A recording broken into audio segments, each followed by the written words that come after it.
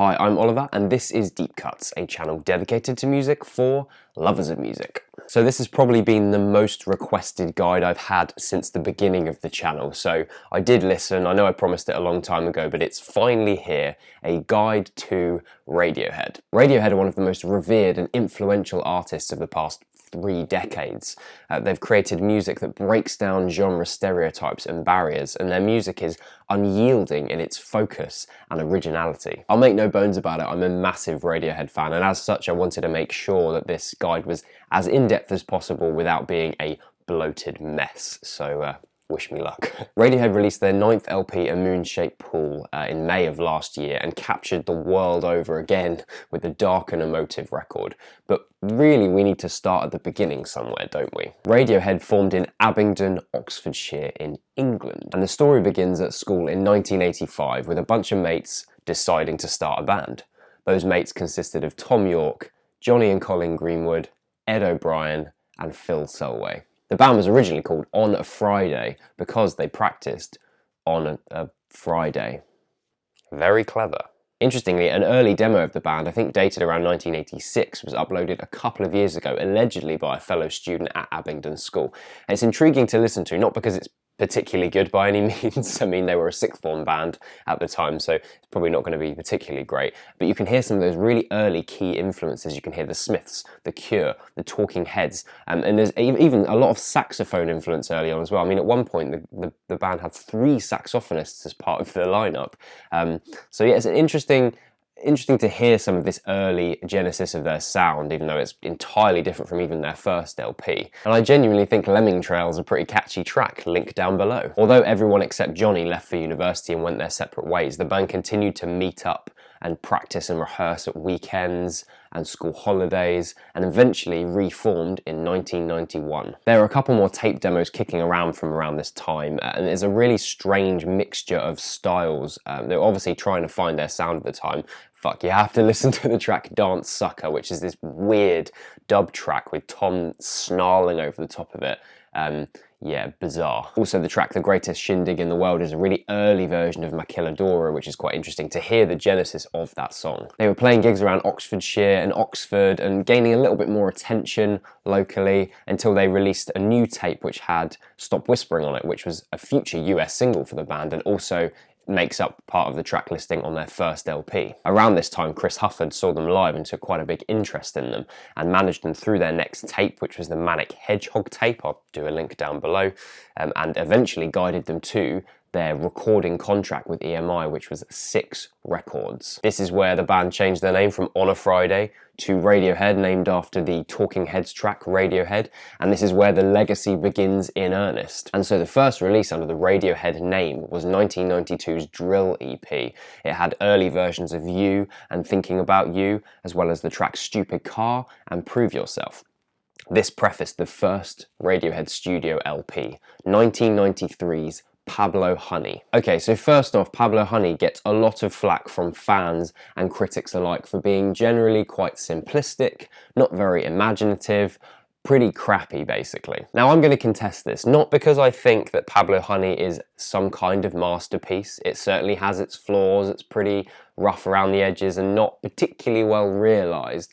But I think the problem with it is people now compare this record to the spate of incredible records that come from 95s and Bends and onwards, when really you need to view this record for what it is, which is the early genesis of a band that haven't quite found their style yet. And for what it is, I think it's a fairly solid 90s alt-rock record.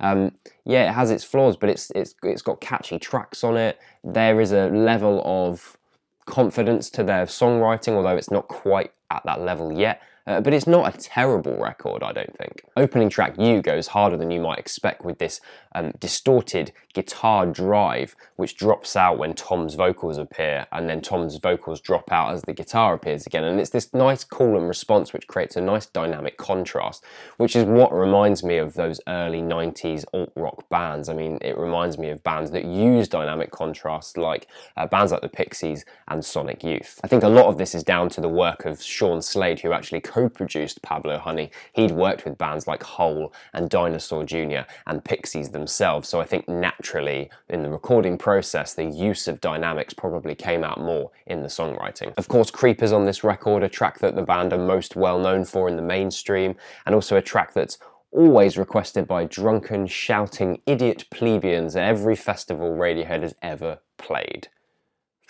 I've always had a soft spot for the track Anyone Can Play Guitar.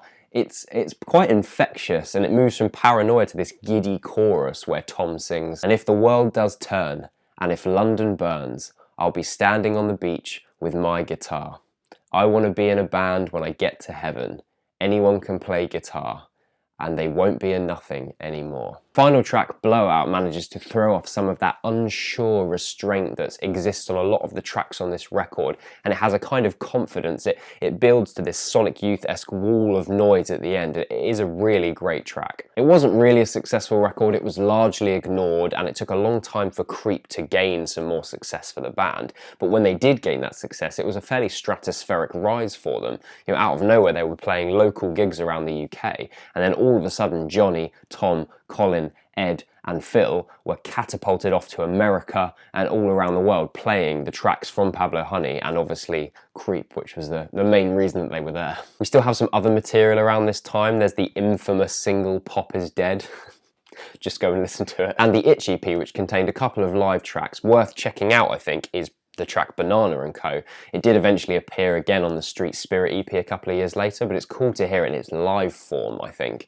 And this is a track all about the exploitation of the Latin America export trade. So some interesting political stances here, which will end up coming out and forming more of a part of Radiohead's sound and identity years down the line. So with the success of Creep hot on their tails, they jumped back into the studio with producer John Leckie to record the My Iron Lung EP, and a guy called Nigel Godrich was engineering on this. Now Nigel eventually becomes the sole producer of all the Radioheads from OK Computer onwards, and essentially is known as the sixth member of Radiohead. You know, his production is crucial to many of the records that Radiohead go on to release, and he is in many ways a sixth member of the band. Also, this is the first artwork created by honorary seventh member of Radiohead, Stanley Donwood. His art again forms a large part of the identity of the band. I love his artwork. He's a beautiful artist. He manages to create vistas and scapes and these strange abstract pieces of imagery that really just capture the essence of the band's sound. So you should definitely check out more of his work if you've only seen the album art. Worth checking out from that EP is The Trickster, with a chorus that Muse seem to have stolen and reused for their entire sonic footprint. Sorry, Muse fans. Then in '95 we get The Bends, a record that entirely embodies the confidence that Blowout was hinting at on Pablo Honey, and manages to straddle the line between crowd-pleasing anthems and intelligent, nuanced songwriting.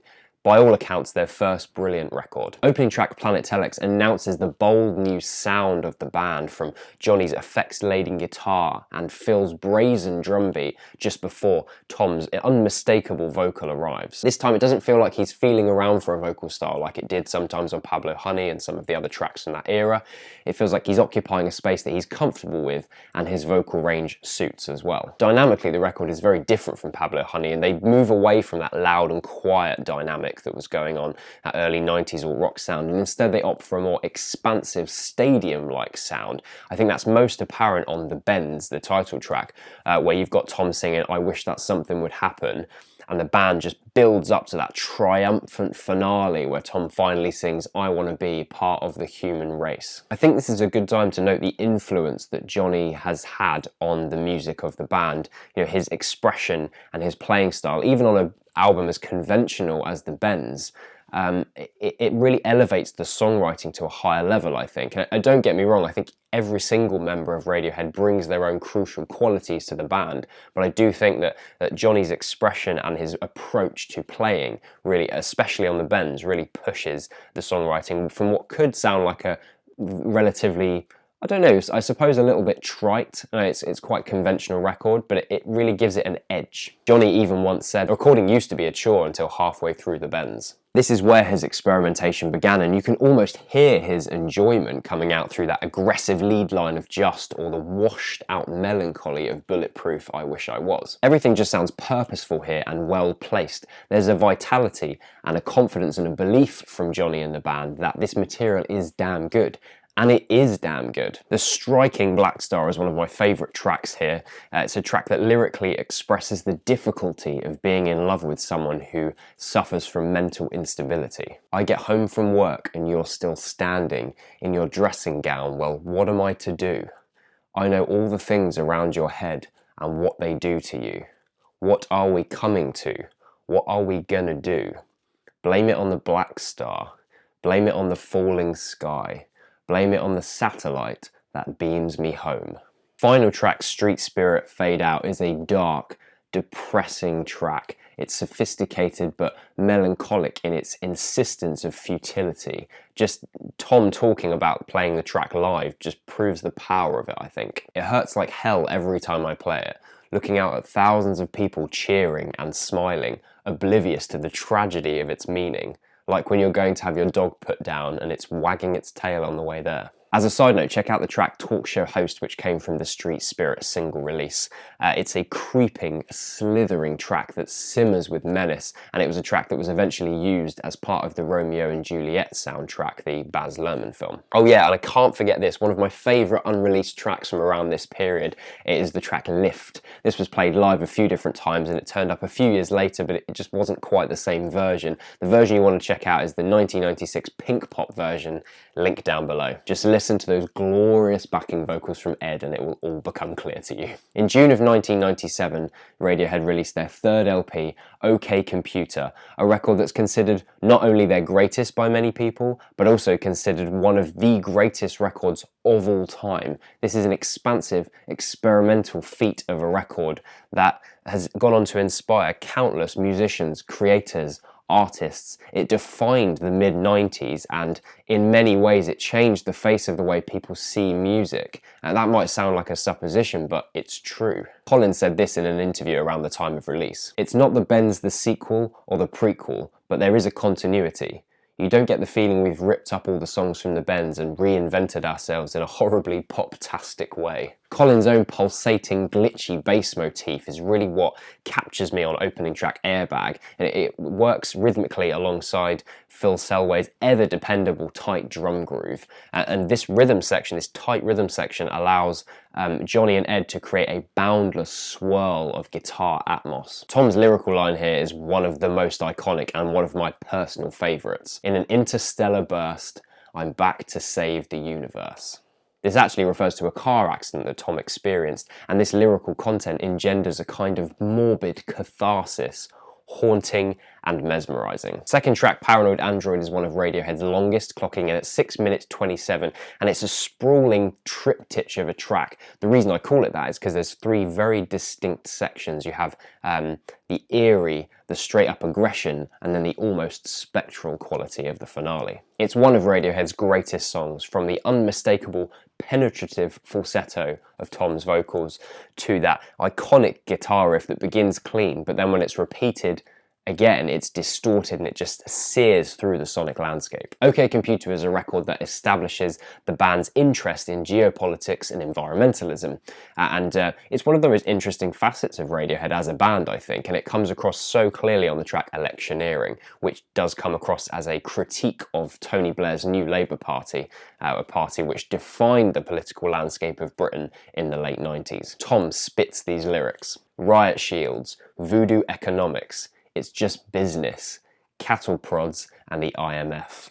This goes perfectly alongside the jangly, abrasive instrumentation pierced through by Phil's cowbell and bright caustic cymbals. Every track on this record is flawless and original. I could talk about it for hours, but I don't have time. But I do want to talk about Exit Music for a Film, because it's a track that for me really cements the unbridled talent that this band has. Everything about this track is perfect. The billowing scape behind Tom's vocals, the gentle acoustic guitar, the raspy rasping bass, the climbing strings. It's definitely true that this record pushed the boundaries of what a rock record was, experimenting on tracks like Fitter Happier with this disembodied robotic voice listing the ills of society, and ending on that controversial lyric, a pig in a cage on antibiotics. But really, the experimentation, I think, is not what makes this album stand the test of time. It's the focused songwriting, the unbelievable wealth of great songs here.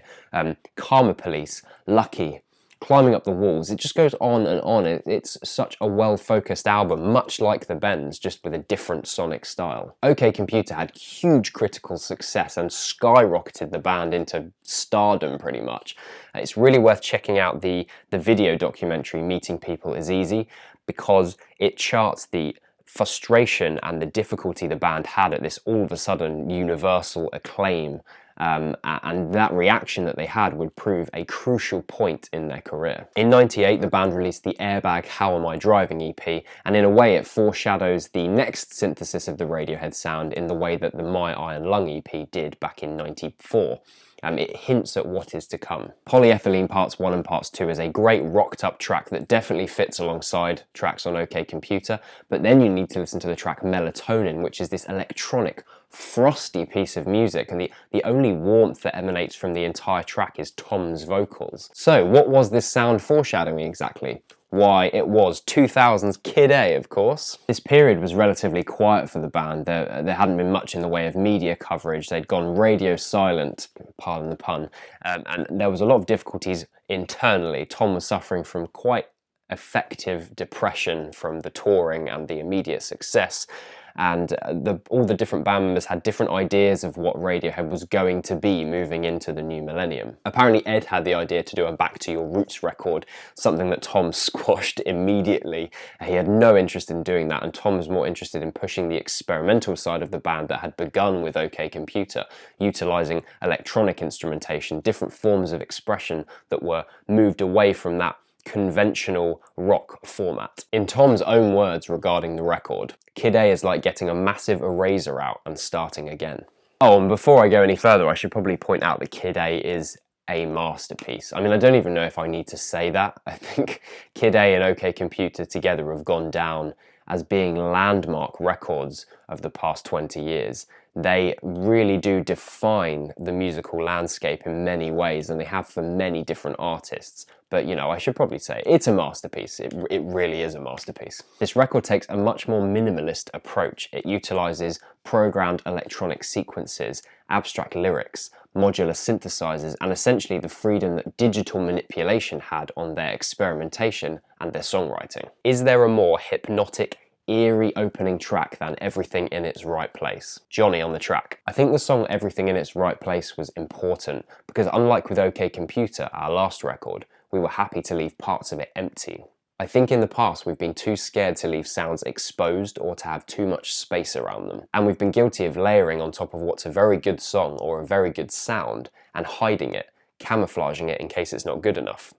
And Everything in Its Right Place was one of the very first songs that we actually realised it's great, even if it's so sparse.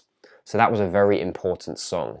And it also dictated how we sequenced the record, because we knew it had to be the first song, and everything just followed after it.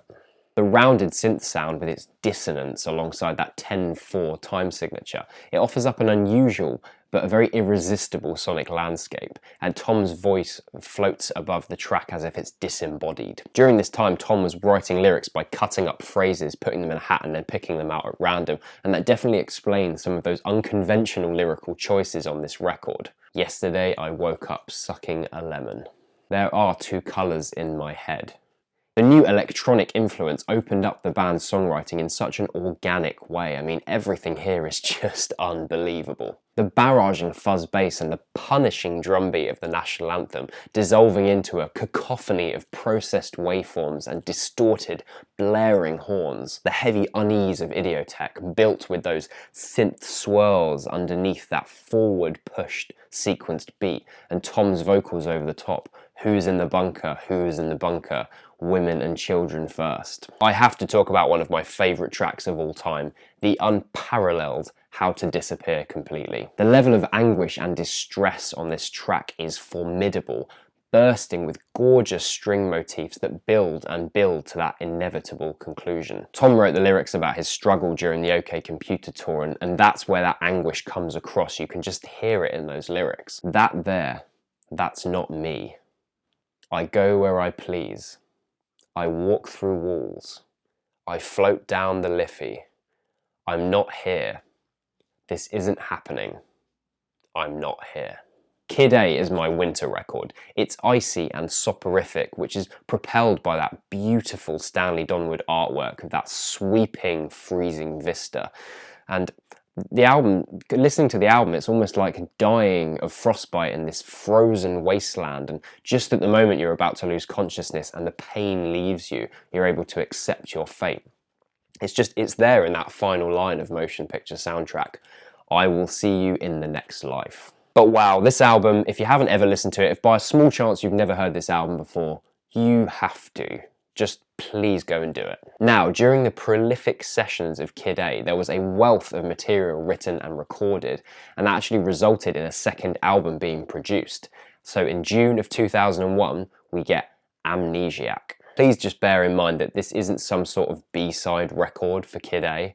This album is phenomenal. I like this album almost as much as Kid A. It's fantastic. Despite being recorded alongside Kid A tracks, Amnesiac is a very different album to its predecessor. It conjures a different feeling. I think a lot of that is down to the fact the electronics used in Kid A are in Amnesiac, but they're a little bit more subtle, a little less prominent. And I think that means that the album perhaps is a less immediate one, but it is just as rewarding as you start to get to know it. Okay, maybe more subtle apart from Polk Pull Revolving Doors and Like Spinning Plates, which is pulsating. Listen to those tracks. Opening track, Packed Like Sardines in a Crushed Tin Box. It opens with this deep sequenced bass hits and this very treated, distant snare pattern. And then eventually these warm synths just fill the space. It's one of Tom's most quoted lyrics, lilting in a subdued capacity. I'm a reasonable man, get off my case. Second track, Pyramid Song, has to be one of my top 5 Radiohead tracks. This is a masterpiece of a song, no question about it. The basis of the track is a beautifully constructed piano chord sequence, accompanied by these wailing strings and Phil's languorous drum beat. And the time signature of the track evokes this sort of spiraling dread, and it almost a feeling as if the track's going to slip away before you. Lyrically, I just love this track. It's inspired by ancient Egyptian culture after Tom visited an exhibition whilst on tour. All my lovers were there with me, all my past and futures, and we all went to heaven in a little rowboat. There was nothing to fear and nothing to doubt. Weirdly, Morning Bell, which was a Kid A track, appears here again in a slightly reworked fashion. Tom says that the song was included because it came from such a different place from the other version, because we only found it again by accident after having forgotten about it. Because it sounds like a recurring dream, it felt right. Closing track, Life in a Glass House, was recorded apart from the rest of the Kid A Amnesiac sessions, but oh, what a track. A syrupy, jazzy piece with that paranoid Radiohead sheen. The band enlisted an English trumpeter, Humphrey Lyttelton, to evoke that smoky, languid atmosphere. Another brilliant record, again, somehow. Also, not to be forgotten are the fantastic B-sides that come from the Amnesiac singles, Knives Out and the Pyramid Song. You have the stormy, glitch ballad of Fog and the spine-chilling The Amazing Sounds of Orgy. You have to listen to them. In November 2001, I Might Be Wrong was released, which is a collection of live versions of Kid A and Amnesiac tracks. It's interesting to hear the way that the band tackle these tracks live. There's also a version of True Love Waits, which is a track that had been around since 1995, a track which we will consequently come to at the end of the video. So, next record is Hail to the Thief, Radiohead's 6th LP, released in June of 2003. Definitely my favourite of all the Donwood artworks. This is a stunning album cover. Here you go, have a look at it closer so you can bathe in its majesty. All the wordage you see there was collated from LA advertising found on roads and freeways. Again here, Donwood's playing with that idea of capitalism really taking over our world. This is Radiohead's political album, building on the governmental criticism of OK Computer track Electioneering and expanding on those fears of paranoia, and oppression. Tom's abstract lyricism is much more focused here on this album. He is angry and he has something to say. Even the album title refers to George Bush's narrow 2000 election win. And you know, all that terror that he seemed to like so much. Opening track 2 + 2 = 5 begins with guitar feedback. We can hear some studio clatter as Johnny plugs in and the track begins. And lyrically, this track is based on Orwell's 1984, a story where systematic oppression denies free thought. Are you such a dreamer to put the world to rights? I'll stay home forever, where 2 and 2 always makes a 5. I think once you hear the opener of 2 + 2 = 5, it becomes apparent that the approach to songwriting has changed once again. I mean, to start off with, the overdriven guitar is here again, which has largely been absent for the past few records. And so in that way, although the electric guitar doesn't become a core focus of the album's instrumentation, it's still there, and it engenders a more conventional feeling across the album. That's not to say it is a conventional album, because I don't think it is, and there's a lot of varied, creative, interesting songwriting techniques here. But it's certainly more rock than Amnesiac or Kid A. A lot of this is down to the recording process. This time they were trying to record as much as possible in live takes rather than relying heavily on overdubs. And the result of this actually speeds up the recording process drastically. And really, this has created another thrilling record. This is probably getting boring hearing at this point, but again, it's just another fantastic Radiohead record. Sail to the Moon is this record's pyramid song, a piano-led track that really emphasises the weight of the keys. I feel like you can almost feel them reverberating through your chest. This track is another example of the ability the band have in creating music that's simultaneously twinkly beautiful and ominous, a mesmeric combination of tones. There was Radiohead's most charted single since I think 1997. And it's a track that's typified by the clatter of Phil's tom rim hits and that rounded distortion of Johnny's guitar. I can't talk about this record without discussing Myxomatosis, an absolute belter of a track. Oh man, just thinking about that aggressive lead melody, the erratic drum pattern, Tom's tortured vocals. And I don't know why I feel so tongue-tied. Don't know why I feel so skinned alive. My thoughts are misguided and a little naive. I twitch and I salivate like with myxomatosis. You should put me in a home or you should put me down. I got myxomatosis. I got myxomatosis.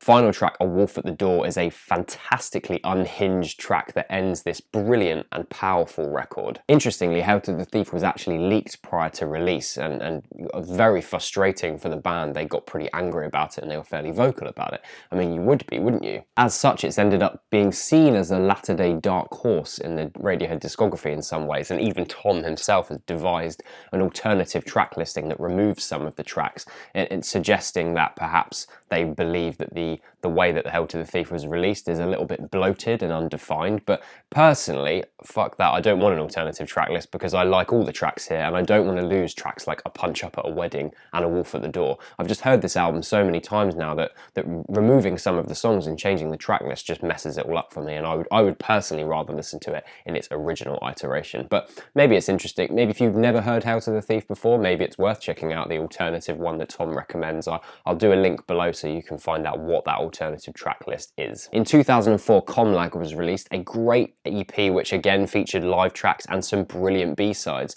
Seriously, screw you guys, how can your B-sides be this good? Stick your headphones on and listen to the weirdly calming IDM-esque I Am Citizen Insane, or that alluring acoustic ballad Gagging Order. In 2006, Tom released his debut record, The Eraser, which we don't have time to talk about here, but it is great. After the whole leaking debacle, the band decided to move away from EMI. I mean, at that point anyway, their 6-record album contract had finished, and as Tom so eloquently put, it probably would give us some perverse pleasure to say fuck you to this decaying business model. Oh boy, did they say fuck you as well. In 2007, via Dead Airspace, the band's website, they released their 7th LP, In Rainbows, on a pay-what-you-want scheme. This created a huge ripple effect across the entire of the music industry, engendering conversations about whether this was going to change the way that people paid for and accessed music. I don't really want to talk about that too much because I find that it overshadows the conversation around the content of the actual album itself. And at the time, in 2007, once that conversation did die down, it became apparent that Radiohead had somehow constructed another masterpiece again. I talked about In Rainbows on my recent 10 favourite records video, so it's no secret that In Rainbows is my favourite Radiohead album. I mean, for me, Kid A and Amnesiac are very close behind, but In Rainbows just takes the cake.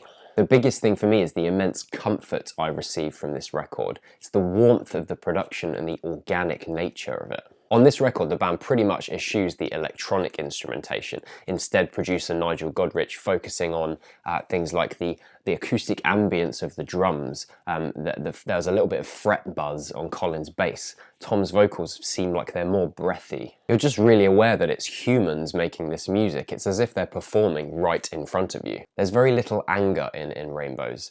It's in no way political, or at least doesn't feel that way to me.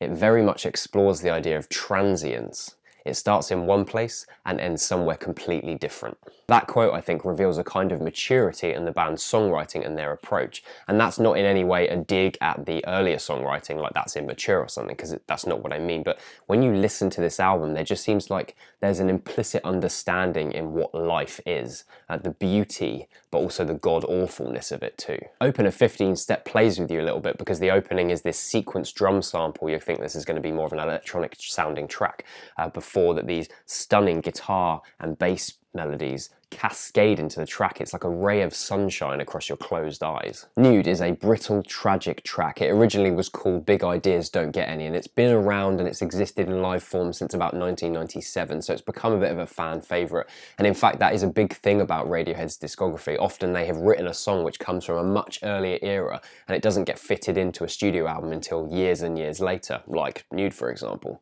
The relationship between the dry drum production, Colin's intuitive bass line, and the wandering guitar lines create a gorgeous layer of sound that cushions Tom's vocals, which are perhaps at their most bruised. Now that you've found it, it's gone. Now that you feel it, you don't. You've gone off the rails. So don't get any big ideas. They're not gonna happen. You'll go to hell for what your dirty mind is thinking.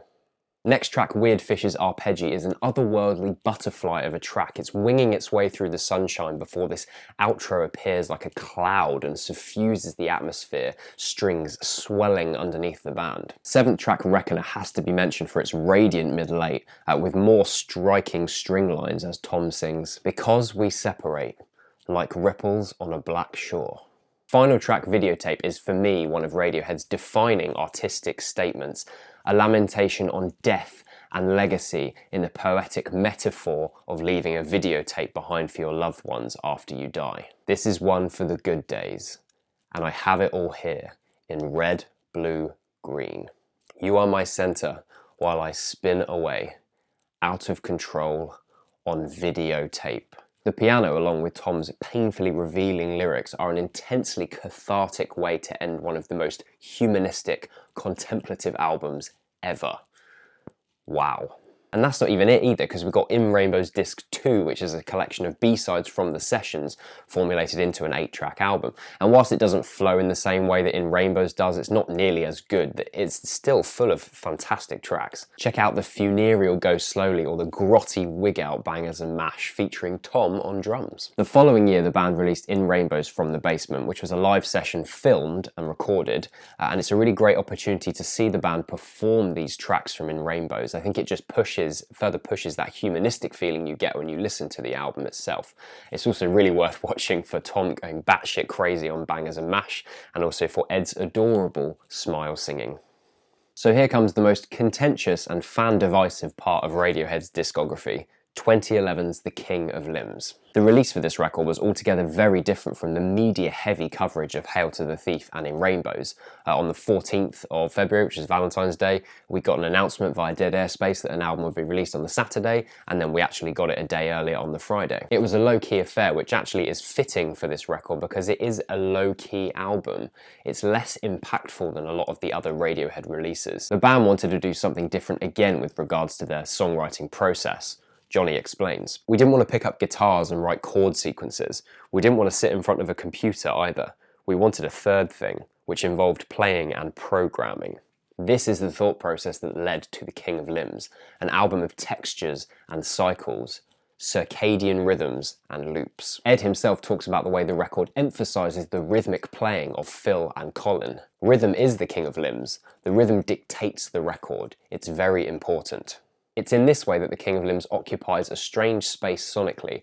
It's unfailingly rhythmic, yet it's restrained by its own design. There are no peaks and troughs. There's an unwavering line of consistency which, into the second half of the record, dips into a calmer atmosphere, but that's very different to the peaks and troughs of the other Radiohead records. Opening track Bloom loops Tom's piano pattern until drums and guitar loops come in to occupy the space. The track is very sparse and cold until Colin's bass line comes in and warms everything up. It's a hypnotic track for sure, and I feel like if it was double the length, I still wouldn't get bored of its captivating grain of rhythms. Morning Mr. Magpie operates in a very similar way. You have that muted guitar melody interweaving with Colin's agile bass and Phil's looped drum rhythms. You have adding and subtracting ambient layers of sound and converging vocal samples. Now this is where much of the criticism around The King of Limbs lies. They don't like the looped approach to the songwriting. They find the recordings quite flat, and that was my initial opinion on the record when I first heard it in 2011, because nothing captures you on a first listen like the way previous Radiohead records do. The album just sort of unfurls and then closes up again. But this is the great thing about The King of Limbs. If you listen to it a few more times, those melodies, those textures, those rhythms start to open up to you, and something that initially feels a little bit monotone all of a sudden breaks into colour. This becomes most apparent on the second half of the album, so the final 4 tracks, they have like a humane warmth to them that the first half of the album purposefully forgoes. The incredibly catchy Lotus Flowers, a track I had on endless repeat once it finally clicked for me, that massaging bass line, the rich synths as Tom sings in the chorus. Slowly we unfurl as lotus flowers, 'cause all I want is the moon upon a stick, just to see what if, just to see what is. I can't kick your habit, just to feed your fast ballooning head. Listen to your heart. The looping used on Codex, Give Up the Ghost and Separator is far more subtle than the first 4 tracks on the record, and in that way the record goes on a kind of a journey, because you go from the harsh affront of circadian rhythm in the first 4 tracks, and then it's just a gentle heartbeat in the background towards the end of Separator as it fades out. And on that final fade of Separator where Tom sings, "If you think this is over, then you're wrong," it threw all of us fans into an insane frenzy because we thought we were getting The King of Limbs Part 2, but we didn't. What I'm trying to say about The King of Limbs is I think it is a worthy album in Radiohead's discography. If you've dismissed it up until this point, I think you need to give it more time, because as we move further and further away from The King of Limbs as a release, I think it proves its place in their discography. It is a really good album. So although we didn't get a part 2 to The King of Limbs, we did get some other tracks released that were recorded during the King of Limbs session, so The Daily Mail and Staircase. You can see, when you listen to them, you'll be able to see why they weren't included. Staircase feels like such a different track. Although it's very rhythmic, similar to King of Limbs, stylistically it just sounds so different. It would have been really out of place on the King of Limbs.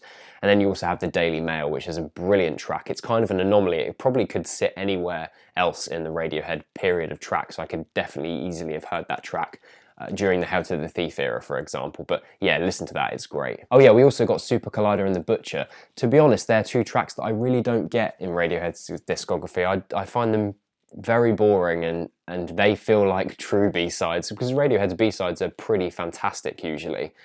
They're like most bands' A-sides, but yeah, Super Collider and The Butcher, I don't think much of them. But let me know if you like them, and let's have a discussion about it. In August of 2011, the band returned with another From the Basement session, this time King of Limbs From the Basement. For me, a far more impactful release than the In Rainbows one. As much as I liked the In Rainbows one, there's something about the From the Basement King of Limbs that it changes the way you approach the King of Limbs tracks. You might be able to appreciate the songwriting on that album a little bit more if you watch the band perform these pieces live. You have the addition of Clive Deemer on drums as well, so there's 2 drums, which really adds to that rhythmic feeling of the record. Definitely worth a look. Go and check that out. I'm just going to ignore the King of Limbs remix 1, 2, 3, 4, 5, 6, 7 album. That is actually the title, because to me it's just an endless collection of the same tracks remixed over and over again, and nothing on that release stands out to me at all. You might feel differently. Let me know if there are any standouts that you think should be mentioned on the remix album, but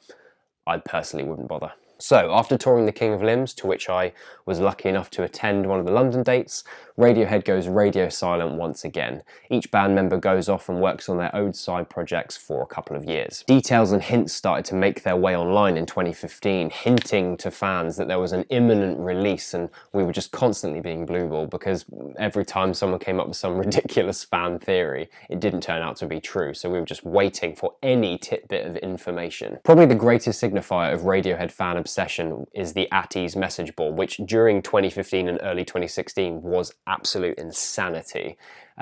People just searching for all these clues and just logging on all the time. There was so much activity, bearing in mind there was no coherent clues or no real signifiers from the band that anything was coming out. It was just ramping up every single day, and it was quite a funny thing to be involved in. On Christmas Day, Radiohead released the song Spectre on SoundCloud. This was a track that was originally meant for the Bond film of the same name, but the sumptuous strings and the dramatic energy of this track had fans speculating that perhaps this was what was going to be coming. This was a sign of things to come on the next album release. And boy did we speculate. Well, finally on the 8th of May, Sunday evening, a moon-shaped pool was released. It's strange talking about this record in depth because I'm still actually assimilating it into the discography, despite it being out for almost a year at this point. That's just what I do with this band's music. I live with it, and my opinions change over time to what the music means to me and what the music signifies. But despite it being early days, relatively speaking, I can attest to the fact that A Moon-Shaped Pool is another brilliant record.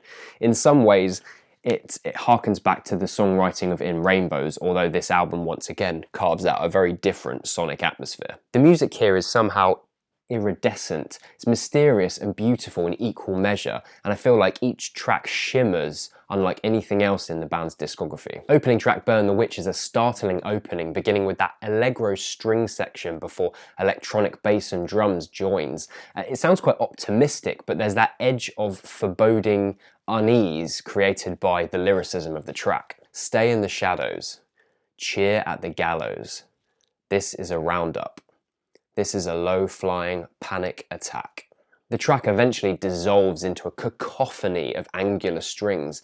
The dissonance rings out. And initially when I heard the track, I felt that it stood apart from the rest of the album, but in retrospect, now I've heard the album so many times, I feel like it really sets up the opalescent mood of the album really well. Second track, Daydreaming, is an absolute gem, typifying that glittering sound with its layers of ambience and synth flutters and Tom's crooning. Dreamers, they never learn.